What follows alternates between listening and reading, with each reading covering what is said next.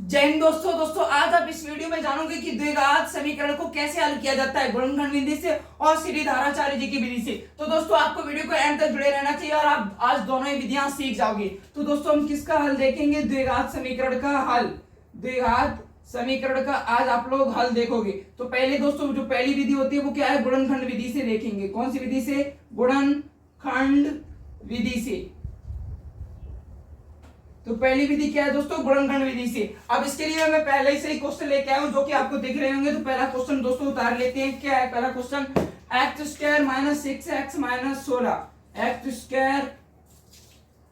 X square minus के 6x minus 16 बराबर 0।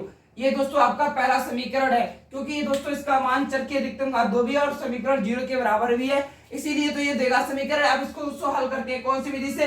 गुणनखंड विधि से। तो दोस्तों गुणनखंड विधि से हल करने के लिए आप इस वाले चिन्ह से कोई मतलब नहीं रखिए, ये जैसा है उसे बना रहने दीजिए। आपको सिर्फ इस वाले चिन्ह से मतलब होता है, यानी इस माइनस से मतलब होता है। आगे का प्रोसेस क्या है दोस्तों? आपको बस दो चीजें करनी होंगी। ऐसी कोई दो संख्या लीजिए अगर हम जिसमें गुणा करें तो हमें 16 प्राप्त हो जाए।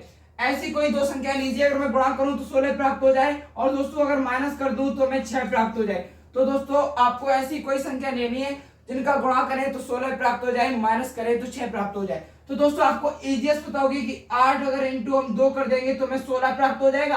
अगर हम 8 में से 2 घटा देंगे तो हमें 6 प्राप्त हो जाएगा। यानी वो संख्या कौन सी हुई दोस्तों? 8,2। तो दोस्तों वैसा ही लिख लो, एक्स स्क्वायर माइनस 8,2 यहाँ पर कोष्टक में लिख लेना है और x को वैसा ही चिपका देना है, माइनस 16 भी लिख लो, बराबर 0 कर दो। उम्मीद है दोस्तों आपको ये बात समझ में आ रही होगी। तो दोस्तों अब आपको क्या करना है? एक्स स्क्वायर वैसा ही लिख लो, माइनस अब इसका गुणा इसमें हो जाएगा तो 8x हो जाएगा। अब दोस्तों यहाँ पर चिन्ह माइनस का है बाहर, तो अंदर जाके जो भी चिन्ह होते हैं बदल जाते हैं। आपने क्लास 1 में ही सीख लिया होगा ये चीज। तो दोस्तों क्या हो जाएगा? प्लस का 2x बराबर माइनस 16 बराबर 0। ये दोस्तों आपकी समीकरण बन गई। तो दोस्तों अब आपको यहाँ पे बहुत ही अच्छी समझने की बात है कि हम यहाँ पर ऐसे करके जोड़ा बना देते हैं। दो पहले वाले पद के बाद के दो वाले पदकों का एक ही जोड़ा बना लेते हैं। तो दोस्तों अब इसमें क्या कॉमन मिल रहा है? वेरी गुड, आप लोगों को पता होगा, x कॉमन मिल रहा है x। तो दोस्तों इसमें x का भागेंगे तो x हो जाएगा और इसमें 8 हो जाएगा, x माइनस 8 हो जाएगा। और दोस्तों यहाँ पे कौन सा चीज कॉमन मिल रही है? 2। तो क्या हो जाएगा? 2x माइनस के 8, क्योंकि 2 का भाग 16 में चलेगा तो 8 ही तो आ जाएगा। अब दोस्तों आपको यहाँ पर एक और चीज समझने वाली बात है, हमेशा आपका समीकरण यही दो जो पद कोष्टक में बंद होंगे यही संख्याएं आएंगी। अगर नहीं आ रही है तो आपने गलत सॉल्व किया है। तो दोस्तों अब आपको यहाँ पर एक बार ये वाला पद लिखना होगा, x माइनस 8 लिख लीजिए, और एक बार आपको ये दो संख्याएं लिखनी होती है, यानी x प्लस 2। दोस्तों अब इसका हल करने के लिए आपको इन दोनों को बराबर 0 कर दो एक बार। दोनों को बराबर अगर आप एक बार 0 कर दोगे तो दोस्तों ये क्या निकल के आ जाएगा? ये x, और दोस्तों इधर माइनस क्या होता है जाके किसका हो जाएगा? प्लस का, x बराबर 8 आ गया। ठीक इसी प्रकार दोस्तों ये क्या हो जाएगा? ऐसे कर लीजिए, और x बराबर ये प्लस का है इधर तो उधर किसका हो जाएगा? माइनस का, यानी x बराबर माइनस का 2। तो दोस्तों ये हमें इस समीकरण का हल प्राप्त हो चुका है, 8,2 माइनस का 2। यही दोस्तों इस समीकरण के मूल है। अब हम इसमें दूसरी विधि लगाएंगे, श्रीधराचार्य विधि।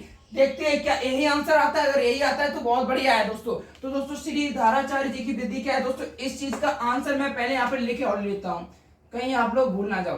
तो दोस्तों लिख लिया। अब हम लोग नेक्स्ट विधि लगाएंगे, श्रीधराचार्य जी की विधि। जो कौन सी है वो देखो उस फॉर्मूला से लगाएंगे। तो दोस्तों इसका जो फॉर्मूला होता है वो क्या होता है? माइनस बी, माइनस का बी दोस्तों एक बार प्लस करना होता है एक बार माइनस, कोष्टक start B square minus 4ac।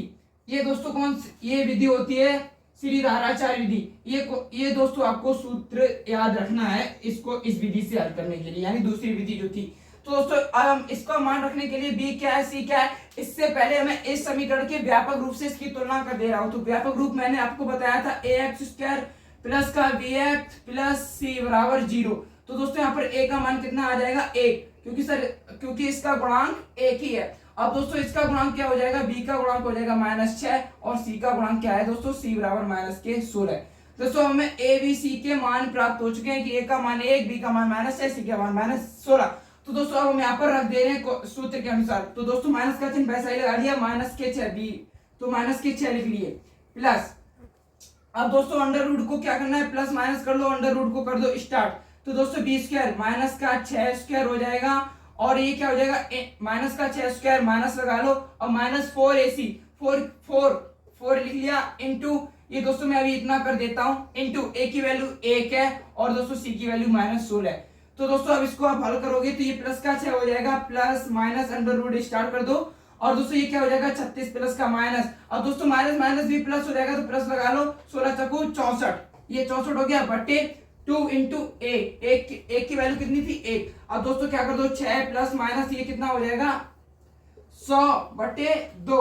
तो दोस्तों इसको सॉल्व करेंगे, एक बार प्लस करना है। तो दोस्तों अंडर रूट 10 की वैल्यू कितनी होती है, अंडर रूट 100 की वैल्यू हो जाएगी 10 और बटे 2 कर देना है आपको। तो एक बार प्लस करेंगे यानी 16 बटे 2 कर दोगे तो आपका आंसर कितना आ जाएगा 8। अब दोस्तों आपको क्या करना है, एक बार माइनस कर देना है। तो दोस्तों 6 में से जब आप एक बार माइनस कर दोगे बटे 2 तो ये दोस्तों क्या आ जाएगा -4 बटे 2। तो दोस्तों एक हल आ गया -2। तो देखा दोस्तों हमने गुणनखंड विधि लगाई थी तब भी हमें -8 -2 ही मूल मिले थे। अब हमने क्या किया, सीढ़ीधाराचार्य विधि लगाई है तभी हमें 8 -2 ही हल मिले। तो ये दोनों विधियां होती है, उम्मीद है दोस्तों आपको समझ में आ गई होगी।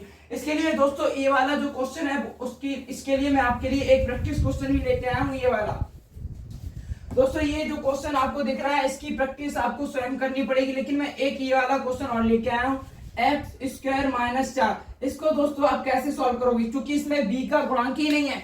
तो जिसमें दोस्तों b का गुणांक नहीं होता है तो हम उसको 0 मान लेते हैं, यानी दोस्तों आप कर दोगे x² -0x -4 बराबर 0। तो दोस्तों आप आगे क्या करोगे, दोस्तों गुणा करें तो 4 प्राप्त हो जाए और माइनस करें तो 0 प्राप्त हो जाए। तो हमें कौन सी वो संख्या मिलेंगी दोस्तों 2,2। तो दोस्तों अगर हम 2,2 लेंगे तो 2 दूनी 4 हो जाएगा, अगर हम 2 में से 2 हटा देंगे तो 0 प्राप्त भी हो जाएगा। तो हमारी संख्या क्या है 2 और 2। तो दोस्तों क्या करोगे, यहाँ पर माइनस लगा लो और 2,2 लिख लो, x वैसा ही लिख दो, -4 बराबर 0 कर दो। तो दोस्तों क्या हो जाएगा x² माइनस के 2x प्लस के 2x माइनस के 4।